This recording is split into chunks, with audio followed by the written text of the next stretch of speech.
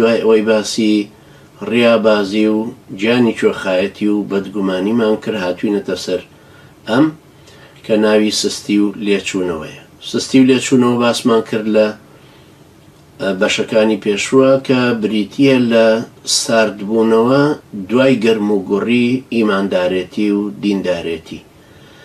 ساردبوونەوەتە لە وەرگرتنی زانستی شەرعی، ساردبوونەوە لە تێگەیشتنی دینەکە، ساردبوونەوە لە عیبادەتەکان، ساردبوونەوە لە چست و چالاکی کاری ئیسلامیت، ساردبوونەوەت یا سستبوونت لە بانگەوازی ئیسلامی، ساردبوونەوەی هیمەتی مسلمانانە و جوامێریت بەرامبەر بە جیهاد و کەم بایەخدانت ئەم جارە بە کاری ئیسلامی و بە پێشخستنیا بە خەمخۆری لە مسلمانان و کەوتنەژێر کاریگەری واقعەکەتەوە. ئەمانە هەمووی کاریگەریان هەیە و ئەنجا باسم لە هۆیەکانی سستی و لێچوونەوە کرد. لێچوونەوەکەش وتمان کە کۆتایی هێنانە پێخوای گەورە لاماندا لێی، چونکە کۆتایی هێنان بە دیندارەتەکانی واز لە نوێژەکانت دێنی، واز لەوە دێنی کە کۆڵی ئیسلامەتێکە هەڵگری، واز لەوە دێنی کە ئەرکی استخلافەکە بەجێبێنی کە ئەسڵەن تۆ بۆیە هاتوویتەتە سەرزەمین بۆەوەی هەوڵ بدەی کە